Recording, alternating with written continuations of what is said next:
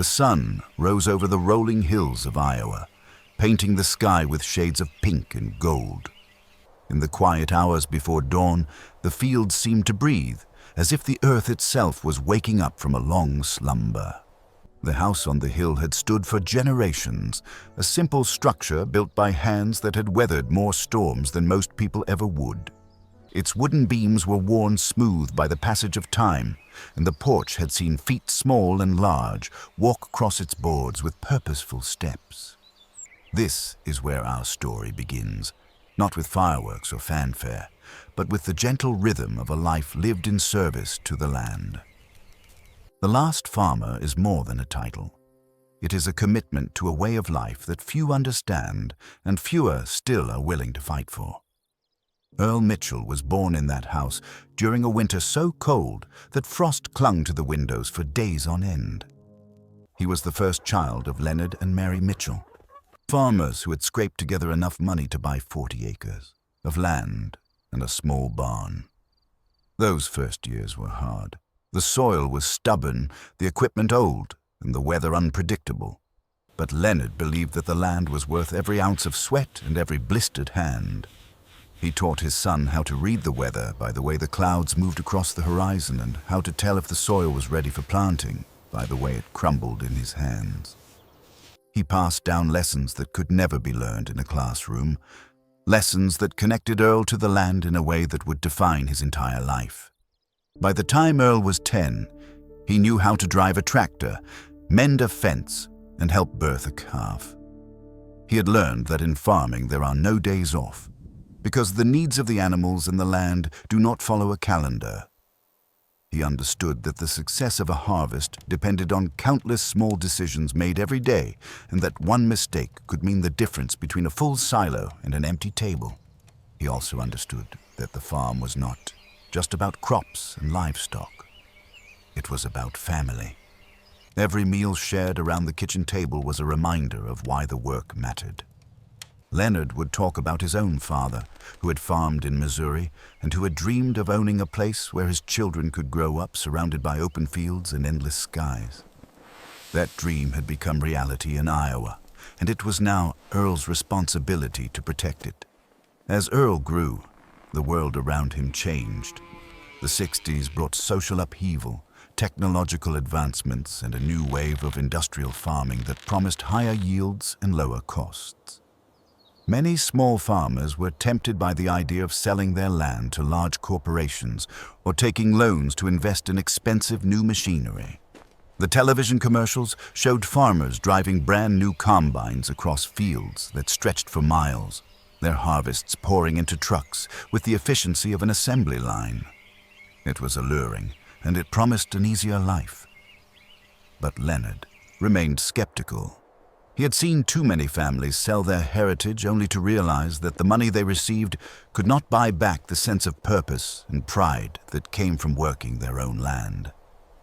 When Earl was 17, Leonard sat him down on the porch one evening, watching the sun sink below the horizon as the fireflies began their nightly dance. Leonard's hands were calloused, his face weathered by decades of sun and wind, and his eyes held a quiet wisdom. He told Earl about the offers they had received from companies looking to expand their operations. He explained the numbers, the promises, and the uncertainties. It would have been easy to sign the papers and walk away with enough money to live comfortably for the rest of their lives.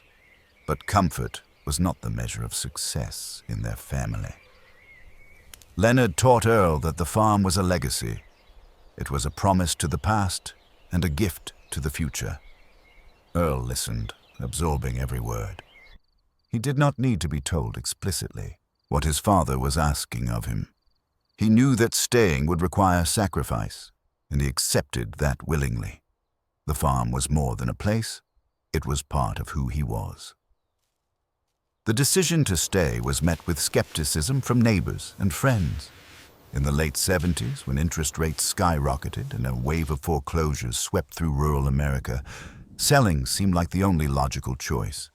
Farms that had been in families for generations were auctioned off in town squares as owners watched their dreams disappear in a haze of gavel strikes and paperwork.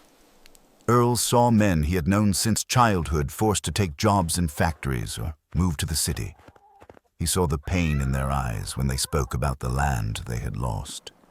He also saw the resilience in those who chose to remain, who tightened their belts and found ways to make do with less, who planted cover crops to protect the soil and diversified their operations to weather the economic storms. Earl became part of that group. He and Leonard worked longer hours than ever before. They repaired equipment themselves instead of buying new. They planted corn and soybeans, but also raised hogs and cattle to spread out the risk. They took side jobs during the winter to bring in extra income. Mary worked as a substitute teacher and sewed clothes for neighbors. Every dollar mattered. Every decision was weighed against its impact on the future of the farm. When Earl married Jane, she joined the effort without hesitation. She had grown up on a dairy farm and understood the demands and rewards of the life. Together, they built a home filled with laughter and love, even when money was tight and the future uncertain. As the years passed, Earl's identity became inseparable from the land. He woke up before dawn not because he had to, but because he wanted to. He found peace in the quiet moments of the morning, when the only sounds were the soft lowing of cattle and the chirping of birds.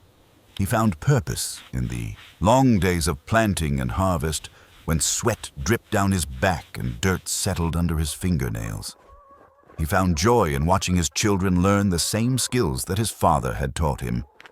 He found strength in knowing that no matter what challenges came his way, he had the resilience to endure. This channel is dedicated to stories like Earl's, stories that often go untold in a world fascinated by quick success and flashy headlines. These are stories of endurance, faith, and commitment. They remind us that true success is not measured by bank accounts or social media followers, but by the lives we impact and the values we uphold. As you watch this video, think about the people in your life who embody these qualities. Think about the times when you were tempted to give up, and the moments when you found the strength to keep going. Think about the legacy you want to leave behind, and if you believe that these stories matter, consider subscribing to The Last Farmer. Together, we can ensure that the voices of those who work the land are heard and honored. Farming is a profession that is both timeless and ever-changing. The tools evolve, the markets fluctuate, and the weather patterns shift, but the core principles remain constant. It is about nurturing and stewardship. It is about understanding that we are caretakers of something larger than ourselves. For Earl, this understanding shaped every decision he made. He approached each day with a sense of reverence for the land and gratitude for the opportunity to work it. When the snow melts and the ground begins to thaw, it is time to prepare for planting. The soil must be ready to receive the seeds that will grow into the crops that sustain the family and feed countless others. Earl learned to read the soil like a book. He could tell when it had the right balance of moisture and nutrients by the way it felt between his fingers. He knew when to till and when to let the field rest. He understood that soil is alive, teeming with microbes and organisms that contribute to fertility. He treated it with respect, rotating crops and planting cover to prevent erosion. He used organic matter to enrich it rather than relying solely on chemical fertilizers. His approach was not trendy or fashionable. It was born of necessity and a deep understanding of ecological balance. Planting season is a race against time. Once the soil is ready, the seeds must go in before the window closes. The weather can be unforgiving, with rainstorms threatening to flood the fields or droughts drying them out too quickly. Earl and his family worked tirelessly, often late into the night, guiding the planter across the fields row by row. The tractor's headlights cut through the darkness, casting long shadows over the freshly tilled earth. Inside the cab, Earl listened to the steady hum of the engine and the soft patter of seeds hitting the soil. He thought about the farmers who had come before him, working with horses and hand tools, and he felt a connection across time. The work did not stop once the seeds were in the ground. Earl monitored the fields daily, checking for signs of pests or disease, watching for weed growth that could choke out the young plants. He adjusted his management strategies based on what he saw, sometimes applying natural pest control methods, other times using limited chemicals when absolutely necessary. He kept meticulous records, noting what worked and what did not, learning from each season and adapting for the next. Farming is a constant cycle of observation, reflection, and action. It requires patience and a willingness to learn from mistakes. In midsummer, the fields became a sea of green, the corn reaching toward the sky and the soybeans filling the gaps between rows. The air was thick with humidity and the buzzing of insects. Earl spent long hours ensuring that irrigation systems were functioning properly, that fences were intact, and that livestock had plenty of water and shade. He also found moments to appreciate the beauty around him. He watched the way the sunlight filtered through the leaves, creating patterns on the ground. He listened to the chorus of frogs in the creek and the song of the meadow lark perched on a fence post. These small moments of wonder were gifts that made the hard work worthwhile. Harvest season arrived like a crescendo. The fields that had been quiet at planting were now alive with activity. Combines moved methodically across the rows, their spinning heads cutting the plants and feeding them into the machine. The grain poured into the hopper like a waterfall, golden and abundant. Earl felt a surge of pride as he watched the fruits of his labor fill the truck bed. Each kernel represented a decision made months earlier, a problem solved, a risk taken. The harvest was both a celebration and a reminder that the work was cyclical. Once the grain was stored, the planning for the next year began. Throughout all of this, Earl faced pressures from outside forces. Banks offered loans with attractive terms that would allow him to buy bigger equipment, plant more acres, and potentially make more money. Neighbors talked about the ease of outsourcing certain tasks or using genetically modified seeds that promised higher yields. Friends who had sold their farms called from towns and cities, describing a life free from the demands of the land. These voices whispered that there was an easier way, a path that did not involve sunrise labor and constant uncertainty. They suggested that selling was not failure, but progress, but Earl knew that progress is not measured solely in convenience or immediate profit. True progress honors the past while building a sustainable future. He decided again and again to ignore the siren call of quick gains. This decision did not come without cost. There were years when the harvest was poor, when hail flattened the corn and drought stunted the soybeans. There were years when market prices plunged, leaving Earl with grain stored in bins that was worth far less than it had cost to produce. There were nights when he lay awake, worrying about how to pay the bills, whether he would be able to make the mortgage, whether his children would have to go without something they needed. In those moments, he remembered his father's words about legacy and resilience. He remembered the stories of the Dust Bowl survivors, of families who had endured the Great Depression by sheer grit and a refusal to give up. He drew strength from those stories and from his faith. He prayed for guidance, for patience, and for the wisdom to make the right choices. Farming is often romanticized as a life of simplicity and freedom, but the reality is complex and demanding. It requires a combination of scientific knowledge, business acumen, physical strength, and emotional fortitude. It requires balancing short-term needs with long-term goals, navigating government regulations, understanding global markets, and responding to unpredictable weather patterns. It requires building relationships with suppliers, customers, and community members. It requires a willingness to adapt while remaining true to core values. For Earl, the core value that guided him was stewardship. He believed that the land did not belong to him. It was something he was privileged to care for and to pass on to the next generation.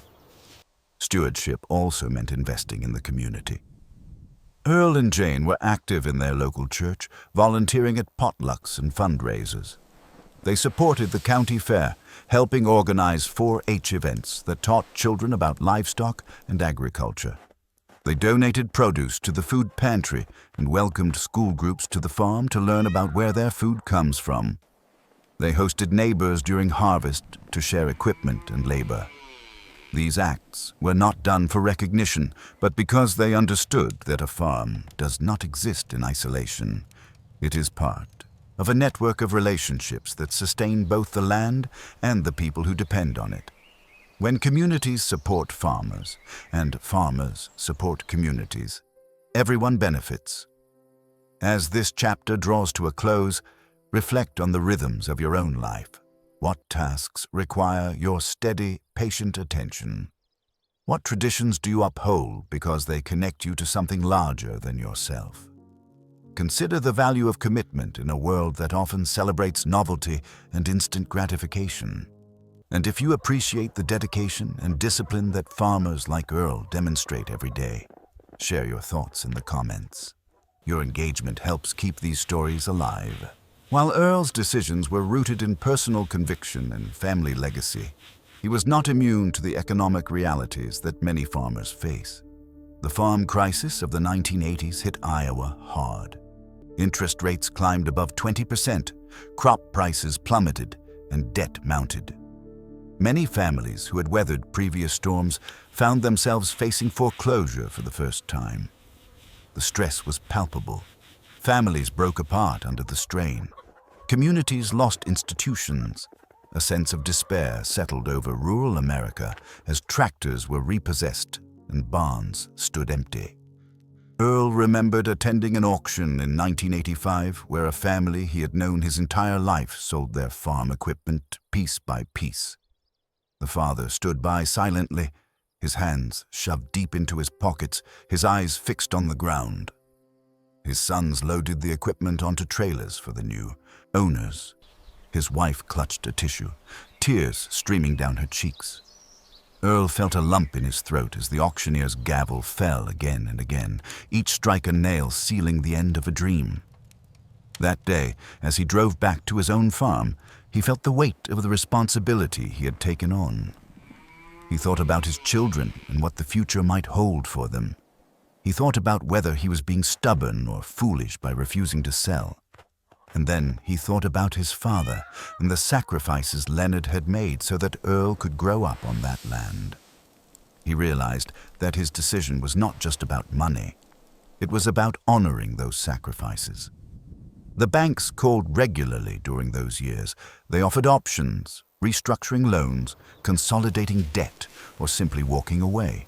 They presented spreadsheets and projections that made selling seem like the prudent choice. They pointed to farms that had sold and the comfortable retirements those farmers enjoyed. The representatives used phrases like financial stability and risk management. Earl listened politely, took notes, and then continued his work. He found ways to cut costs without sacrificing quality. He learned to fix machinery with ingenuity when parts were unavailable or unaffordable. He expanded into niche markets, raising heritage breeds of livestock that commanded higher prices. He diversified by growing specialty crops like heirloom tomatoes and pumpkins for fall festivals. Each new venture required research, planning, and sweat. But each one also provided a buffer against the fluctuations of commodity markets. The pressure to sell was not only financial. Friends and even family members expressed concern that Earl was working himself too hard. They mentioned how nice it would be to have weekends free, to travel, to spend winters in warmer climates. They suggested that he was sacrificing his health and his time with his family for a patch of dirt. Earl appreciated their concern, but he knew they did not fully understand. The farm was not just a job. It was a calling. It was where he found purpose. It was where he felt close to his father, who had passed away in 1988, and to his children, who were now leaving home to start their own lives. Selling would have been the easier path in many ways, but it would have left a void that nothing else could fill. In the late 90s and early 2000s, consolidation in the agricultural sector accelerated. Large corporations purchased land at an unprecedented rate. turning family farms into industrial-scale operations. These corporations brought efficiency, technology, and capital. They also brought monoculture practices that depleted soil and diminished biodiversity. Small towns emptied as job opportunities shrank. Schools closed or merged with neighboring districts. The social fabric of rural America began to fray.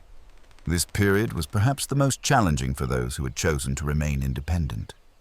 The scale of competition was daunting, but Earl and others like him adapted by focusing on quality rather than quantity.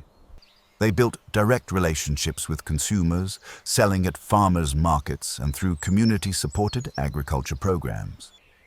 They invited city dwellers to visit the farm and see firsthand what goes into producing the food they eat. One of the biggest challenges came when a multinational company approached Earl with an offer to lease his land. The company wanted to test a new line of genetically modified corn that promised higher yields and resistance to pests. They offered a sum that would cover his debts and provide a comfortable nest egg. They promised that he could continue living on the farm, free from the stress of daily operations. They even suggested that he could remain involved in an advisory capacity if he wished. The offer was tempting. Earl took the paperwork and told them he would consider it. He spent nights poring over the terms, running numbers, and imagining what his life might look like if he accepted. He thought about the evenings he had spent on the porch, watching the sunset with Jane, drinking coffee and talking about their plans. He thought about the laughter of his grandchildren as they ran through the fields, chasing butterflies and picking wild flowers. He thought about the satisfaction of a long day's work completed, of crops safely stored and animals fed. He thought about the way his father's hands had felt when they shook on the day Leonard handed over the deed to the farm. He thought about the stewardship role he had taken on willingly and the responsibility to pass it on intact. In the end, he thanked the company for their offer and declined. He decided that the security they offered was not worth the surrender of autonomy. He chose to remain in control of how the land was used, even if that meant enduring more hardship.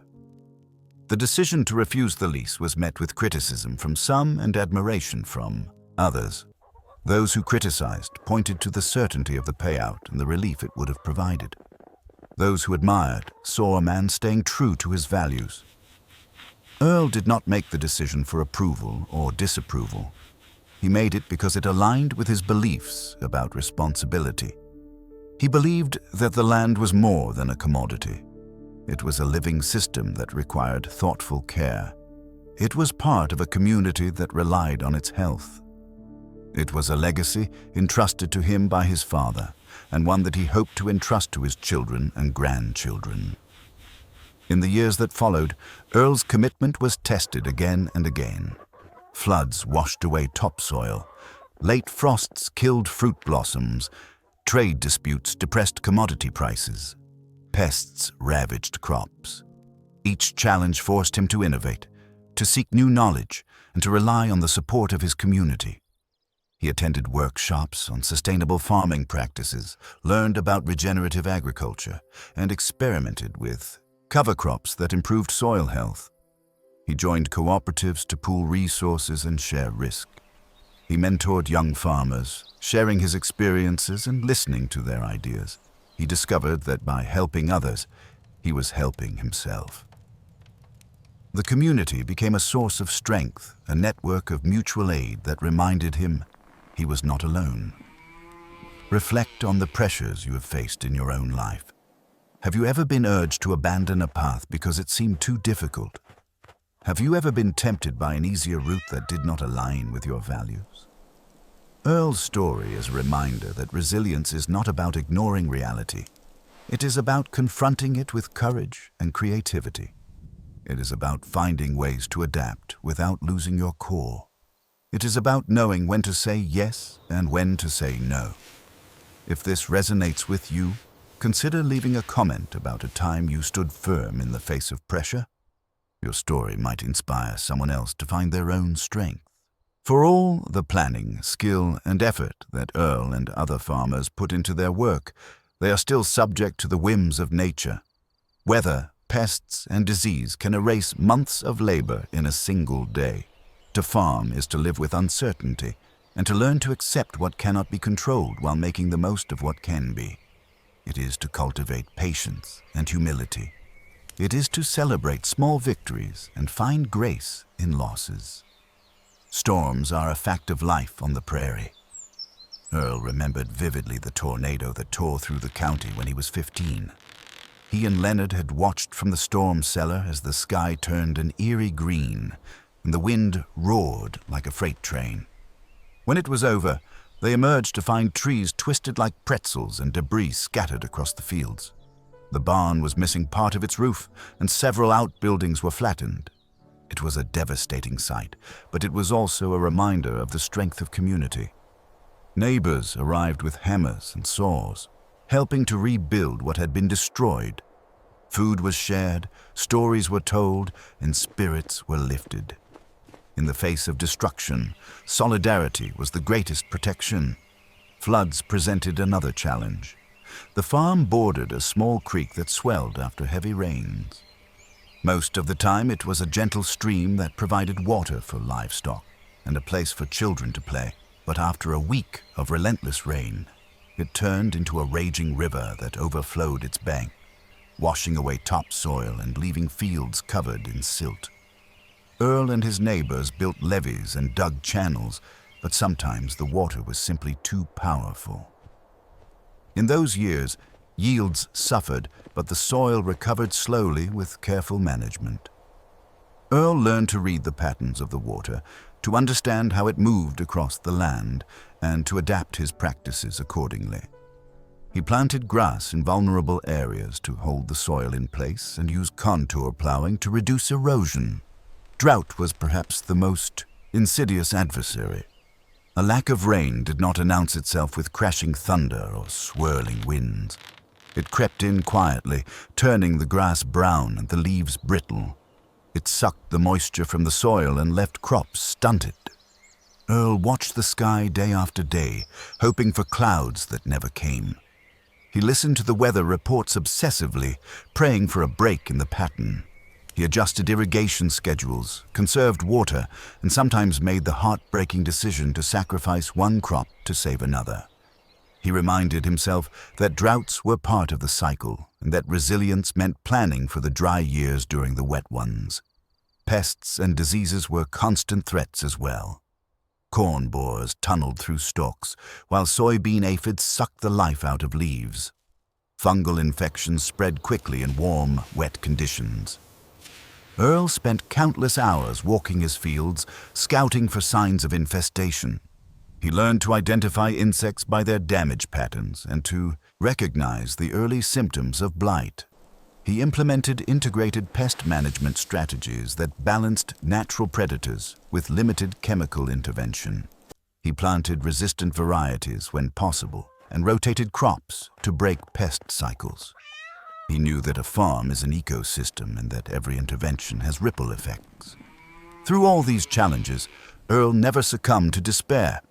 He allowed himself to feel frustration and sadness, but he did not let those emotions paralyze him.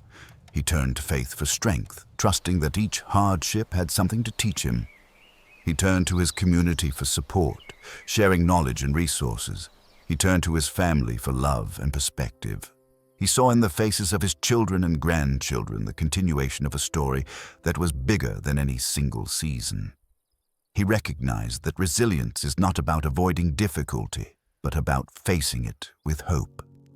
Nature also provided moments of awe and beauty that made all the struggles worthwhile. The same storms that damaged crops painted the sky with colors that defied description. The same rains that caused floods nourished the soil that produced bountiful harvests. The same sun that scorched the fields in August melted the snows of February. Earl cherished the first snowfall of winter, when the world became a quiet, shimmering wonderland. He reveled in the explosion of wildflowers in spring, the scent of honeysuckle and clover filling the air. He found joy in the migration of geese overhead and the return of the red-winged blackbirds each year. These gifts reminded him that the land he cared for was alive in ways that science could explain but poetry could better capture. The natural cycles mirrored the human experience. There were seasons of growth and seasons of rest. There were periods of abundance and periods of scarcity. There were moments of vulnerability and moments of strength. Recognizing this helped Earl maintain perspective. When a storm destroyed a crop, he remembered that new growth would come. When a drought threatened his livelihood, he remembered that rain would return. When pests invaded his fields, he remembered that he had tools and knowledge to combat them. When nature humbled him, it also inspired him. Consider the storms you have weathered in your life. What natural or metaphorical forces have challenged you? How have you responded? Have you found beauty in the midst of difficulty? Have you leaned on others when the forces were too strong to face alone? Share your experiences in the comments. By doing so, you contribute to a community of resilience and hope. As the 21st century dawned, advancements in agricultural technology promised to revolutionize how food was produced. Precision farming, GPS-guided equipment, drones, and data analytics offered farmers new tools to increase efficiency and reduce waste. Biotechnology created seeds that could withstand drought, resist pests, and produce higher yields.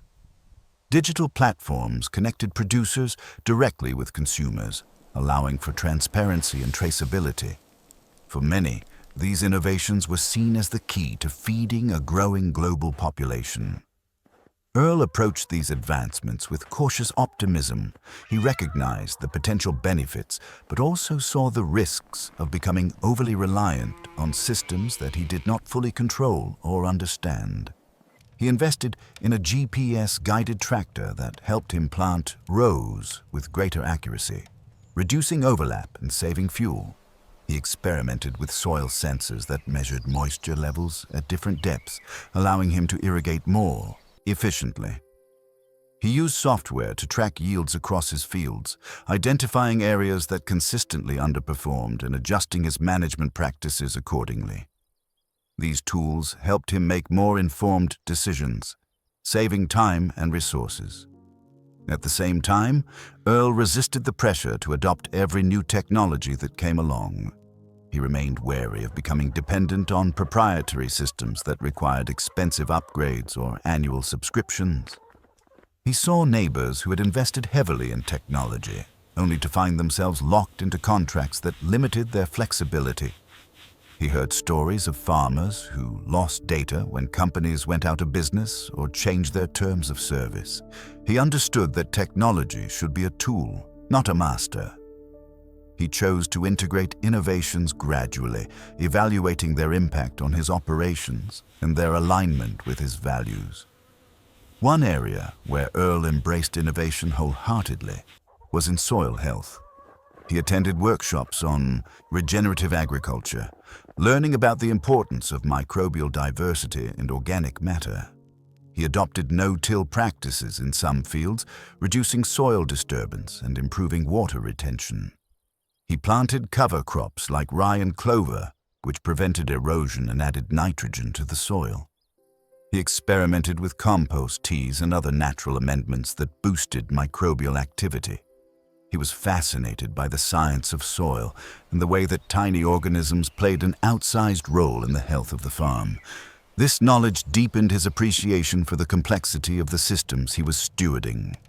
Technology also changed the way Earl interacted with markets. With the rise of the internet, he could reach customers far beyond his county.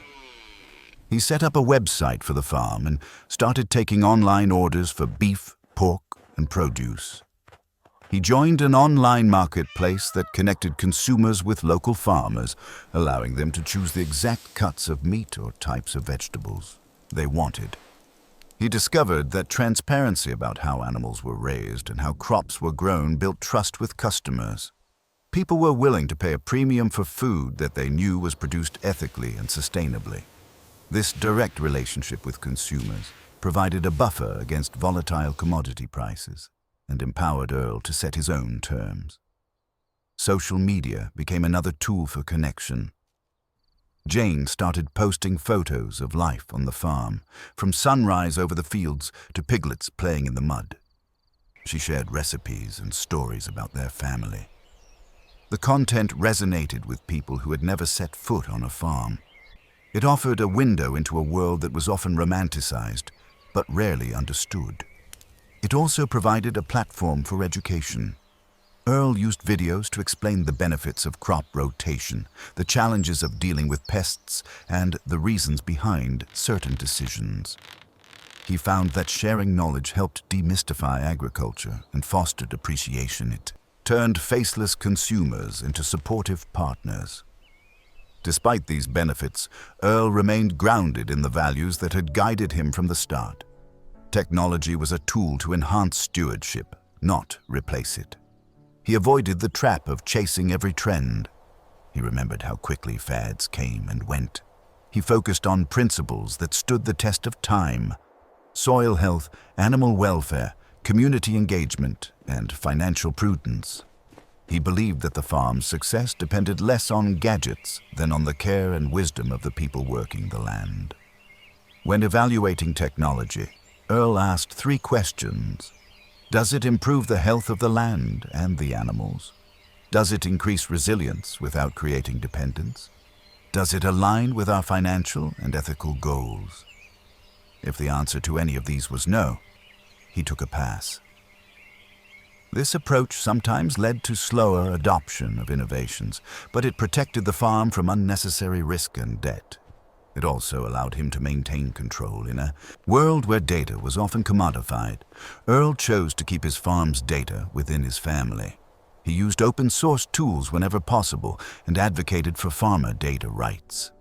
The lessons from Earl's approach to technology apply beyond agriculture.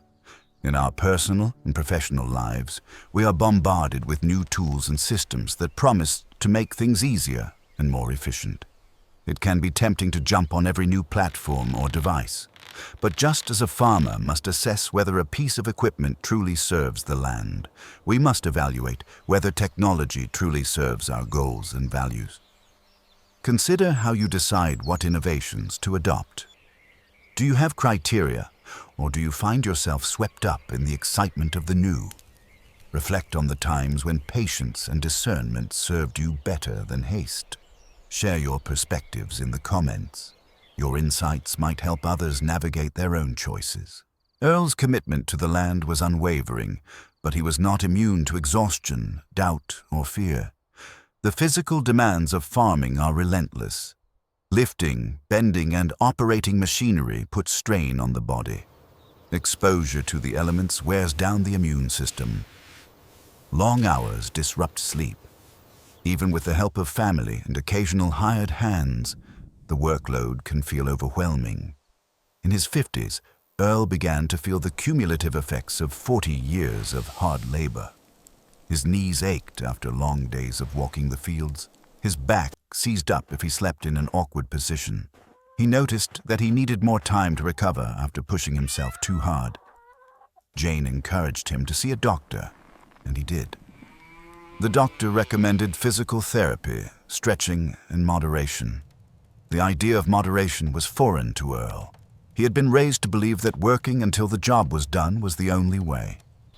He had to learn to listen to his body, to recognize when he needed rest, and to delegate tasks when possible. This was difficult for someone who prided himself on his work ethic, but it was necessary to continue farming in a sustainable way. Mental health was another challenge. The stress of unpredictable weather, fluctuating markets, and the responsibility of caring for animals and crops can take a toll on a farmer's mind. The 1980s had been particularly hard on rural mental health. Depression and anxiety were rampant as farmers faced foreclosure and loss. Earl had seen friends fall into despair. He knew of farmers who had taken their own lives when the weight of debt and guilt became too heavy. The memory of those losses haunted him. He made a conscious effort to talk about his feelings with Jane and trusted friends.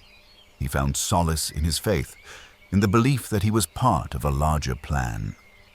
He also discovered that physical activity in the form of walking or riding his horse provided mental clarity. Nature itself became a therapist, offering perspective and calm. Earl also confronted the fear of what would happen to the farm after he was gone. His children had pursued careers away from agriculture. They loved the farm and visited often, but their lives were built elsewhere. Would they want to take on the responsibility of running the farm? Would they feel obligated? Earl did not want to burden them, but he also did not want to see the farm sold. He discussed possibilities with Jane, leasing the land to a young farmer with an option to buy, establishing a trust that would protect the land, or finding a non-profit dedicated to preserving farmland. These conversations were practical and emotional. They forced Earl to envision a future where he was no longer physically present. They forced him to articulate what he valued most about the farm and what he hoped would endure. In facing these realities, Earl realized that sustainability is as much about people as it is about soil and plants. A farm cannot flourish if those who run it are burned out or broken. Taking care of one's own health is not selfish. It is an investment in the future of the land. Seeking help when overwhelmed is not a sign of weakness. It is a sign of wisdom. In rural communities, there can be a stigma around discussing mental health or asking for assistance. Earl and Jane sought to break that stigma by speaking openly at church and community gatherings. They encouraged others to share their struggles and to support one another. They organized a potluck for farmers to come together, eat, and talk about what weighed on their minds. These gatherings became a source of healing and solidarity. The concept of intergenerational transition also became central to their planning. Earl participated in workshops on succession planning, learning about legal structures like conservation easements and family trusts. He invited his children to join these conversations, even if they were not sure they wanted to run the farm. He wanted to ensure that they understood the possibilities and challenges. He wanted to know their desires and fears. He listened as they expressed concerns about balancing their own careers with the demands of the farm. He reassured them that he did not expect them to sacrifice their dreams. He simply wanted them to have the option to keep the farm in the family if they chose. As part of his legacy planning, Earl began mentoring a young couple interested in regenerative agriculture. They had grown up in the city but had dreams of starting a farm. They lacked land and experience but had passion and a willingness to learn. Earl invited them to work with him, teaching them the skills and practices that had sustained his farm. He showed them how to read the soil, care for animals, and navigate the business side of farming. He listened to their ideas about permaculture and agroforestry. He recognized that their energy and innovation could breathe new life into the land. In turn, they appreciated his wisdom and patience. This intergenerational exchange enriched everyone involved. Reflect on your own health and well-being. Are there areas where you need to slow down or ask for help? Are there responsibilities you carry that could be shared? Are you preparing the next generation to take over when you cannot continue? Consider how sustainability applies not just to the environment, but to your physical and mental health. Share your thoughts in the comments. Others might benefit from hearing how you navigate these challenges. Farming can seem like a solitary occupation, but it is deeply connected to networks of people. A farmer's success often depends on the strength of their relationships with family, neighbors, suppliers, customers, and institutions. Earl understood this from an early age. He watched his father help neighbors haul hay, repair equipment, and care for livestock. He watched neighbors show up unasked after a storm or during harvest. He saw the reciprocity that defined rural life. This reciprocity extended beyond tasks to include emotional support, cultural traditions, and economic cooperation. Earl and Jane participated actively in their church. The congregation provided spiritual nourishment and practical assistance. When Earl injured his shoulder during haying season, men from the church took turns running his baler. When a family in the community lost their home to a fire, Jane organized a clothing drive and cooked meals. The church offered a space where successes were celebrated and burdens were shared. It also served as a forum for discussing issues that affected the community, from school funding to environmental policy. Through these discussions, Earl realized that advocacy was part of stewardship. He began attending town meetings and state hearings to voice his concerns about regulations that threatened small farms or subsidies that favored large corporations. The county fair was another focal point of community life. For Earl, the fair was not just about fun rides and cotton candy. It was an opportunity to showcase agricultural achievements and educate the public. He volunteered as a judge for livestock competitions and mentored 4-H participants. He watched with pride as his grandchildren exhibited their projects, demonstrating the knowledge they had gained through working on the farm. He spoke to visitors about soil health, sustainable practices, and the realities of farming. He encouraged children to consider careers in agriculture, reminding them that farming encompasses science, business, engineering, and art. Cooperation extended to business relationships as well. Earl joined a cooperative that allowed small farmers to pool their resources for purchasing supplies and selling products. The cooperative negotiated better prices for seed, feed, and fuel. It provided access to markets that would have been closed to individual farms. It offered insurance programs that spread risk across a larger base. Through the cooperative, Earl met farmers from different backgrounds who faced similar challenges. They shared knowledge and strategies. They collaborated on marketing campaigns that highlighted the benefits of buying local. They worked together to influence policy by writing letters, meeting with legislators, and participating in advocacy organizations. Education was another area where community mattered. Earl visited schools to talk about farming. He brought baby chicks and containers of soil for students to examine. He explained how weather, soil, and pollinators affect food production. He invited classes to the farm to see cows, pigs, and fields up close. These experiences sparked curiosity and appreciation in children who might otherwise think that food simply appears in grocery stores. Jane volunteered as well, teaching cooking classes that highlighted fresh ingredients and traditional methods. She shared recipes that had been passed down through generations, connecting students to their cultural heritage. When disasters struck, the community responded collectively. During a severe drought, the local feed store organized a hay drive, bringing bales from wetter regions to distribute among farmers in need. When a barn burned down due to a lightning strike, neighbors organized a barn, raising reminiscent of earlier times, combining modern tools with old-fashioned cooperation. These acts of solidarity preserved livelihoods and reinforced bonds. They demonstrated that the health of one farm affects the health of many. They also provided emotional support, reminding those affected that they were not alone. Earl contributed to the local economy not only through farming but also by supporting other businesses. He purchased supplies from local hardware stores and feed mills. He repaired machinery with the help of local mechanics. He patronized local restaurants and shops. This circulation of money within the community strengthened everyone. It kept jobs in the area and preserved services that rural residents rely on. Earl understood that buying local was not just a slogan, but a strategy for survival. As Earl aged, he found that his role in the community evolved. He became a mentor and a storyteller.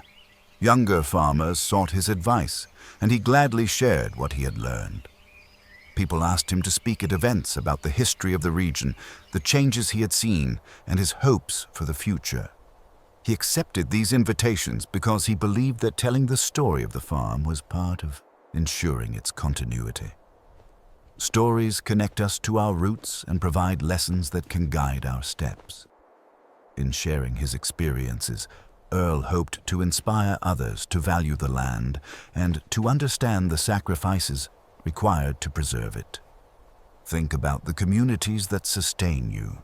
Are they based on geography, profession, faith, or shared interests? How do you contribute to those communities, and how do they support you in return? Are there traditions or institutions that hold your community together? Consider how you might strengthen those bonds. If you have a story about how community came together during a time of need, share it in the comments. Your story could encourage others to invest in their own communities. For many urban dwellers, the image of a farmer is often filtered through media portrayals that oscillate between romantic and pitying. Either the farmer is depicted as a noble rustic in harmony with nature, or as an outdated figure trapped in a life of hardship. Reality is more complex.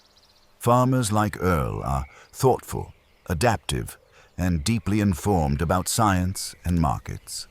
They are also custodians of traditions and values that are increasingly rare in a fast-paced, disposable society. One of these values is perseverance. Earl's refusal to sell the farm despite immense pressure demonstrates a commitment to seeing things through.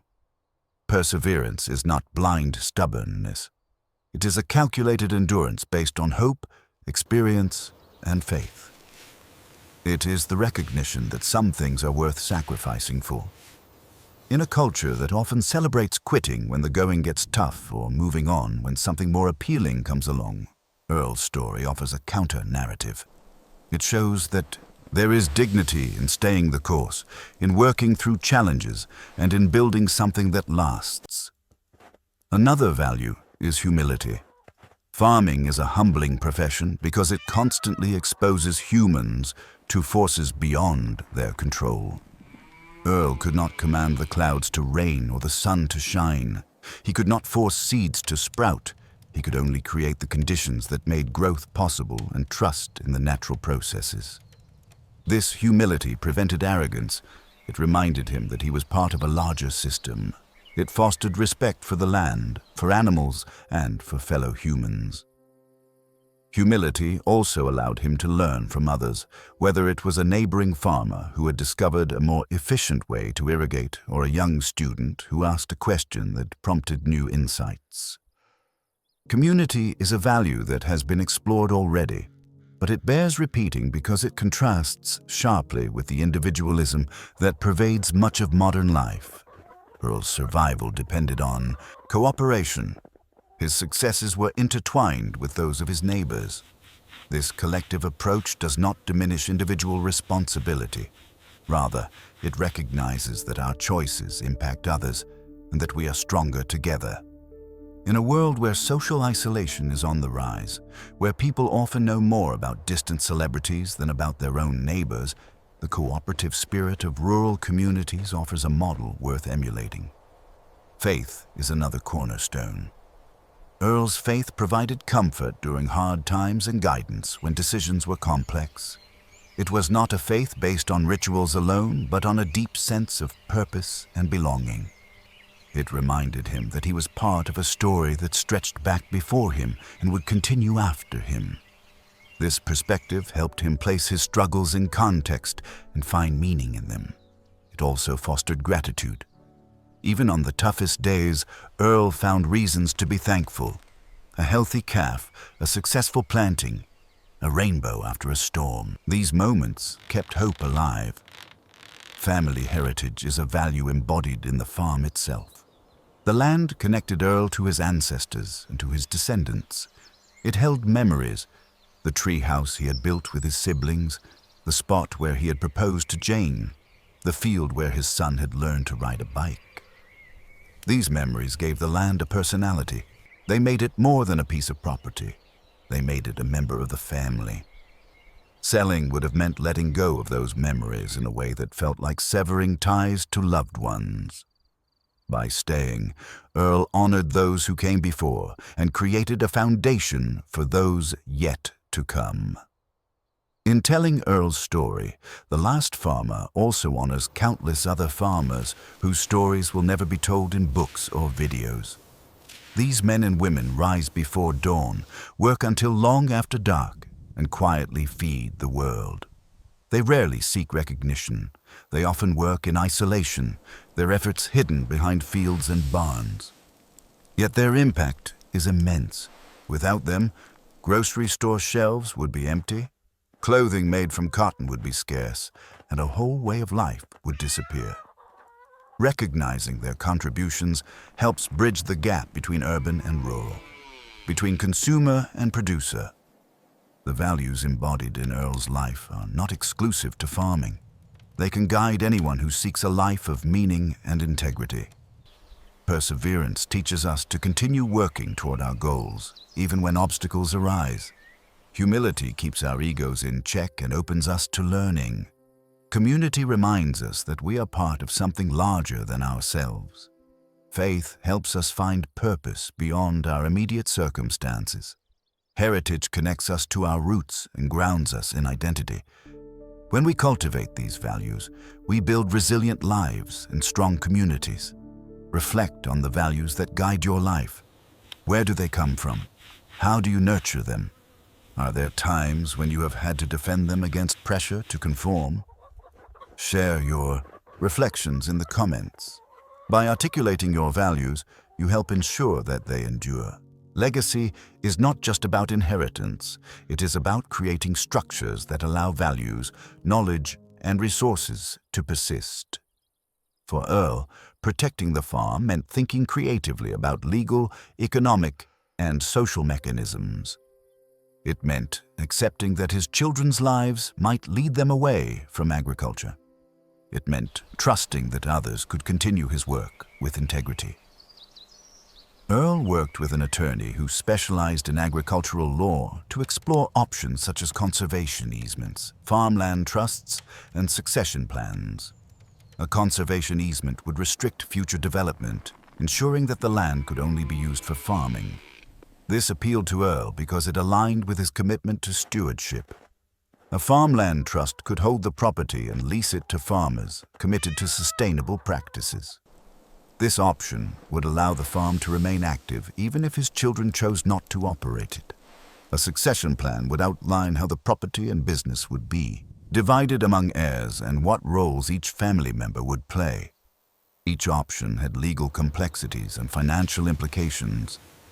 Earl took the time to learn, ask questions, and weigh the trade-offs. After many discussions with Jane and his children, Earl decided on a combination of these strategies. He placed a conservation easement on the land, ensuring that it would remain farmland in perpetuity. He created a trust that would manage the property and lease it to the young couple he had been mentoring. The trust included provisions that protected the soil health, required crop rotation, and maintained wildlife corridors. His children would retain ownership, but they would not have to handle day-to-day operations.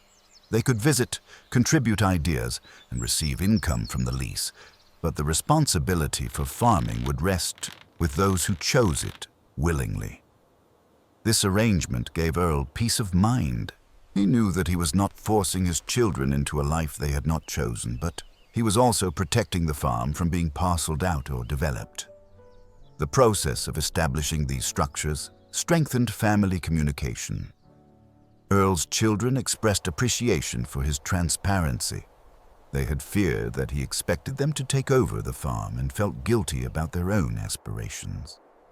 By creating a plan that honored everyone's needs, Earl relieved them of that guilt.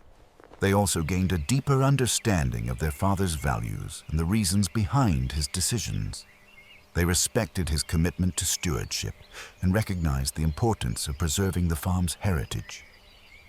Earl also documented his knowledge. He created journals filled with notes about weather patterns, soil conditions, livestock breeding lines, and market trends. He recorded stories about his father and grandfather, about the lessons they had taught him and the challenges they had overcome. He wrote about his own experiences, including mistakes and successes. These journals became a treasure trove of information for future farmers. They provided context that a simple manual could not. They conveyed the spirit behind the practices. Earl also recorded videos explaining how to repair fences, how to judge the readiness of hay, and how to detect early signs of common plant diseases. He stored these in multiple formats to ensure they would not be lost. In addition to written and recorded materials, Earl continued to mentor the young couple. He entrusted them with more responsibility as time went on. They made decisions about crop rotation, managed finances, and dealt with suppliers. They introduced innovations like rotational grazing and agroforestry. They built relationships with consumers and expanded the farm's reach through community-supported agriculture programs. Earl watched with pride as they developed their own style while honoring the farm's traditions. He provided guidance when asked, but resisted the urge to take over. He understood that real learning comes from doing and that mistakes are valuable teachers. Preparing for the future also meant letting go. This was perhaps the hardest part for Earl. He had poured his life into the farm. It had defined him. It had given him purpose and identity. Surrendering control felt like losing a part of himself. He dealt with these feelings by focusing on the bigger picture. He reminded himself that the farm was not his alone. It belonged to time. It belonged to the land itself. His role was to be a link in a chain, not the beginning or the end. He found comfort in watching the young couple take ownership. Their enthusiasm reignited his own. Their questions led him to see old practices in new ways. Their successes felt like his successes. Their struggles reminded him of his own early days. Reflect on how you prepare for the future. Whether you are thinking about family, business, or personal projects, consider the structures you need to put in place to ensure continuity. Do you document your knowledge? Do you involve others in planning? Do you balance your desires with the needs of those who will come after you? Share your strategies in the comments. Your experiences might help others navigate their own legacy planning. The farm is now operated by the young couple, supported by Earl's children and grandchildren. The land has thrived under regenerative practices. Soil health has improved, evidenced by increased organic matter and biodiversity. Wildlife has returned, with birds, pollinators, and beneficial insects flourishing in hedgerows and cover crops. The creek runs clear, no longer clogged by runoff. The farm remains a place of productivity, producing grains, vegetables, and meat, but it is also a haven for learning and community. Schools continue to bring students to visit. The young couple hosts workshops on regenerative agriculture, welcoming farmers from across the region. They demonstrate how rotational grazing builds soil fertility, how agroforestry combines tree crops with grazing, and how integrating livestock into cropping systems reduces the need for synthetic inputs. They show how composting transforms waste into fertility and how cover crops fix nitrogen and prevent erosion. These practices have attracted attention from researchers who partner with the farm to study their impacts. The farm is no longer just a production unit. It is a living classroom. The farm also hosts festivals and events that celebrate rural culture.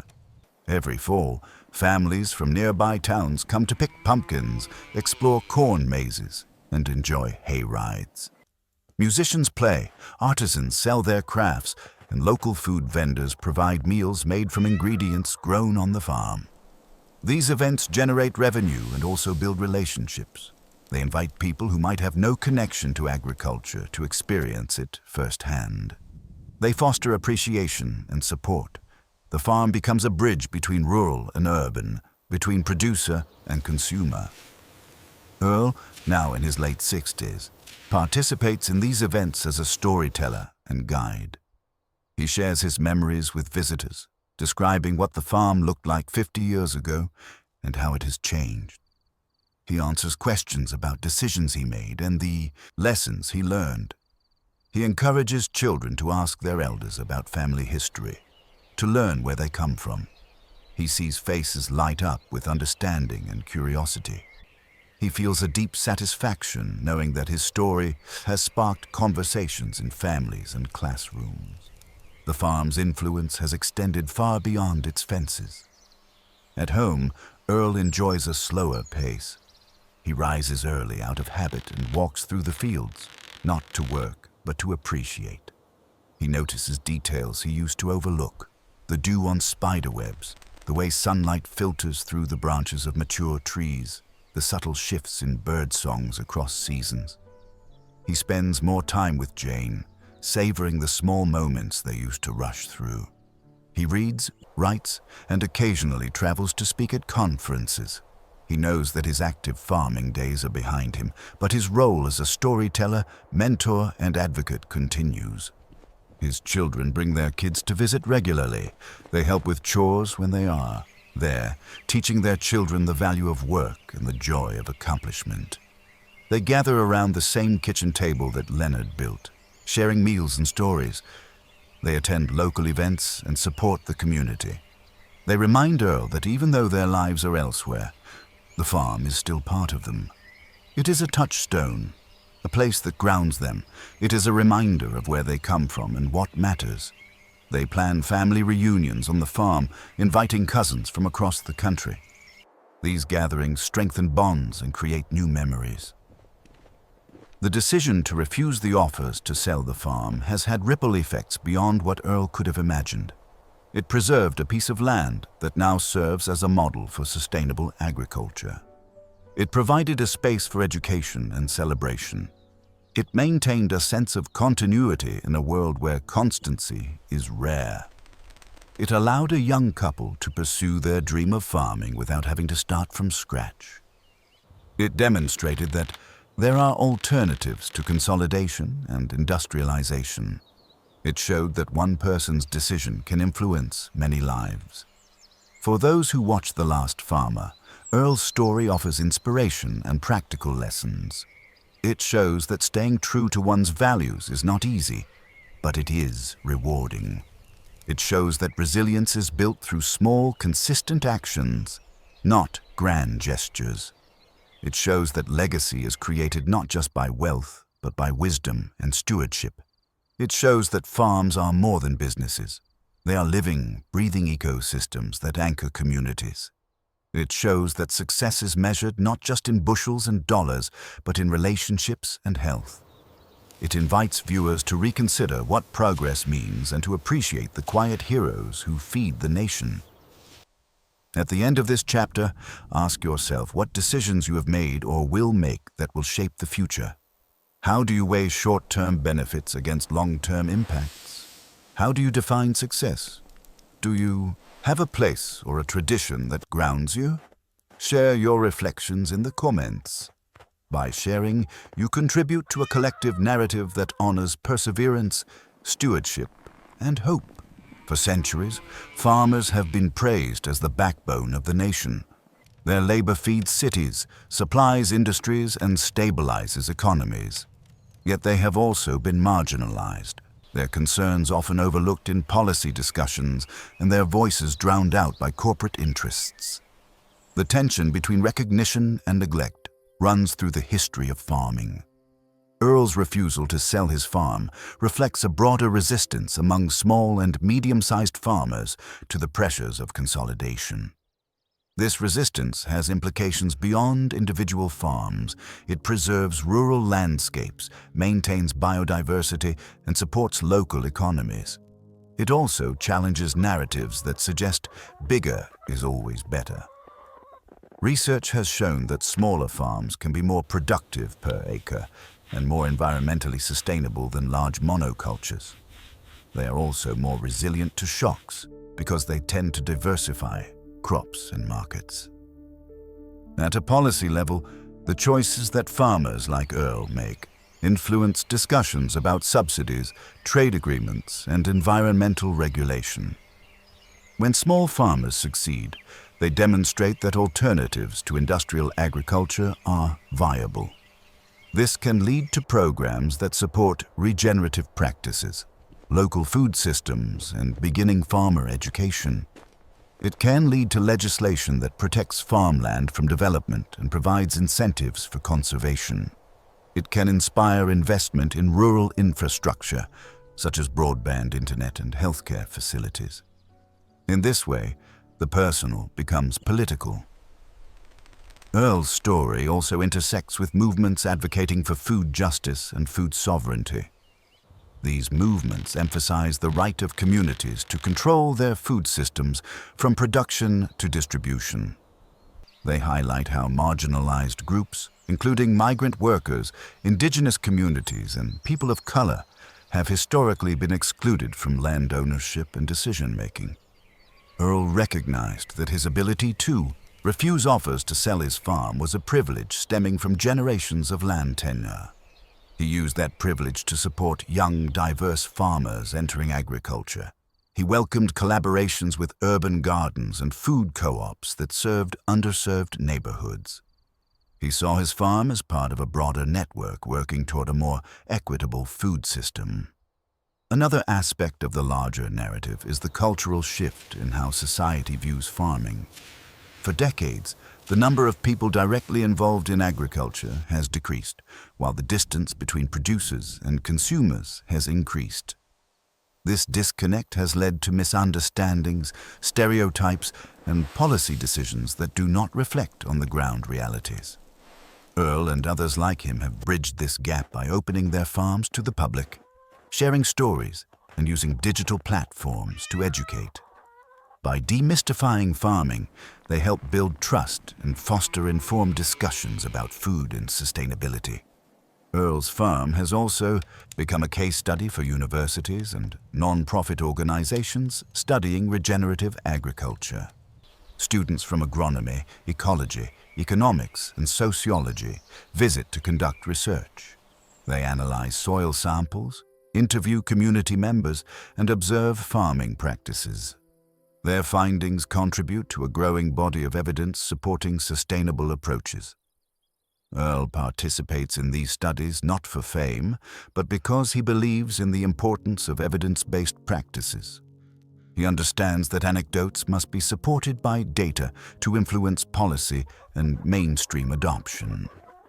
In the cultural sphere, artists, writers, and filmmakers have been drawn to stories like Earl's. They see in them themes of resilience, identity, and connection to the land that resonate with audiences. Documentaries, novels, and songs inspired by farming bring rural realities into the broader conversation. They challenge urban-centric narratives and remind people that the food on their tables comes from real places tended by real hands. They also highlight the beauty and poetry of rural life, countering depictions that reduce it to drudgery. Consider how your own profession or passion fits into larger narratives. How do your daily choices contribute to broader trends or movements? How can telling your story influence others? Share your insights in the comments. By connecting personal stories to bigger pictures, we create a richer understanding of our world. Earl's journey is both unique and universal. It is a tale rooted in specific soil, weather, and community, but it speaks to anyone who has been told to let go of something meaningful and has chosen to hold on. It speaks to anyone who has felt the pull between security and purpose. It speaks to those who have faced pressures to conform and have decided instead to follow their convictions. Throughout this narrative, we have seen the power of perseverance. Earl stayed when it would have been easier to leave. He worked through droughts, floods, economic crises, and personal challenges. He adapted without compromising his values. He learned continuously and shared generously. His life demonstrates that perseverance is not stubbornness, but a deliberate choice to pursue a long-term vision. It is fueled by hope, shaped by experience, and supported by community. It teaches us that the fruits of endurance are not immediate, but are profound. We have also seen the importance of stewardship. Earl viewed the farm not as a possession, but as a trust. He cared for the land, animals, and people with reverence. He recognized that every decision had implications beyond his lifetime. This perspective guided him to adopt sustainable practices, resist exploitative offers, and invest in education. Stewardship is a value that applies to many aspects of life. Whether you are caring for a piece of land, a relationship, a career, or a community, treating it as something precious entrusted to you for a time transforms your actions. The roles of community has been a constant theme. Earl's story would not have been possible without neighbors who showed up after storms, cooperative members who shared resources, friends who provided emotional support, and consumers who valued local food. Community multiplies individual efforts, it provides safety nets and amplifies voices. In an age of increasing isolation, building and nurturing communities is a radical act. It requires vulnerability, generosity, and patience. It is messy at times, but it is essential for resilience. Finally, the story highlights the significance of legacy. Earl thought beyond his own life. He created structures to ensure that his values and the farm would endure. He documented his knowledge and mentored others. He planned for continuity. Legacy is about more than what we leave behind. It is about how we shape the future while we are here. It invites us to consider our impact on the world and to act with intention. As you finish watching this video, take a moment to reflect on your own journey. What are you holding on to that others have told you to let go of? What dreams, traditions, or responsibilities are worth preserving? How do you balance comfort with conviction? What communities support you, and how do you nurture them? What legacy do you want to leave, and what steps are you taking to build it? If this story resonated with you, share your thoughts in the comments. If you have your own story of staying the course despite pressure to quit, share it. Your words may inspire someone else facing a similar decision. If you believe that stories like Earl's are worth telling, consider subscribing to The Last Farmer. Your support helps ensure that these narratives reach more people and that the values of perseverance, stewardship, community, and legacy continue to thrive. Thank you for watching, and remember, the strength to stand firm often comes from a place of quiet conviction and the support of those who believe in you. Stories like these remind us that the choices we make today ripple into the future, shaping lives and landscapes we may never see. When we honor our commitments and invest in the people and places we care about, we plant seeds of hope that others will harvest. Their influence extends beyond our own years. Father. This additional chapter deepens the reflection on the broader implications of Earl's story and invites you, the viewer, to engage more personally with the themes presented. The story of a farmer in Iowa is also a lens through which we can examine our own lives. Each of us stands at crossroads at various points, faced with choices that test our resolve and reveal our priorities. Earl's decision to stay on the land rather than sell was not just about preserving a farm. It was about aligning his actions with his values. In a world where external voices often urge us to choose convenience over conviction, the act of staying becomes radical. It challenges the notion that change must always mean abandoning the old. Instead, it suggests that change can be about deeper commitment, innovation rooted in tradition, and a slower but more sustainable transformation. As you listen, think about the land and spaces in your own life that you are called to steward. They might not be physical fields. They could be relationships, skills, traditions, or community roles. Stewardship involves more than maintenance. It requires creativity, learning, and love. It means acknowledging that what you care for has value beyond your immediate use. It means making decisions that honor both the past and the future. This kind of care often goes unrecognized in a culture obsessed with short-term results. Yet its impact reverberates through generations, just as Earl's careful management of the soil ensured that it would be fertile for his grandchildren and for the young farmers who followed. The concept of community support is also vital. We live in a time when the myth of the self-made individual dominates narratives of success. Earl's story reminds us that no one truly stands alone. His perseverance was buttressed by neighbors who lent equipment, friends who offered emotional support, customers who chose to buy locally, and family who shared the workload. The farm thrived because it was embedded in a network of mutual aid. That network did not form overnight.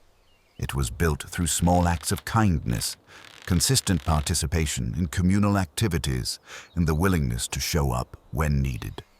Think about the networks that support you and the ones you help build. Are there ways you can strengthen these bonds? Are there opportunities to provide and receive support that you have overlooked? Building community takes time and intention, but it yields resilience when challenges arise. Finally, this chapter invites you to take action. Reflection without action can become a comfortable exercise that changes little. Action does not require grand gestures. It can be as simple as starting a conversation with a neighbor about local food, visiting a farmer's market, planting a small garden, volunteering at a community event, writing down your family stories, or joining an organization that advocates for equitable food systems. It can mean making purchasing choices that support small producers, voting for policies that protect the environment, or reaching out to someone who is struggling with a difficult decision. Action transforms reflection into impact. When collective actions align with shared values, they create shifts in culture and policy. Earl's refusal to sell his farm was a powerful action because it was rooted in a belief system and supported by a community. Your actions, grounded in your values and supported by your networks, can also create ripples. As this chapter concludes, take a moment to absorb the lessons from the land and the life that inspired this narrative. Let the images of sunrises over fields and the sounds of rustling crops stay with you as metaphors for renewal and persistence. Let the memory of a farmer's hands, roughened by labor yet gentle in their care, guide how you hold the responsibilities entrusted to you. Let the quiet conviction that guided Earl inspire you to stand firm when you face pressure to abandon what you believe in. And remember that when you share your reflections in the comments and engage with this community, you contribute to a tapestry of stories that uplift, educate, and empower. Together, we can ensure that the values of perseverance, stewardship, community, and legacy continue to thrive in fields and hearts around the world.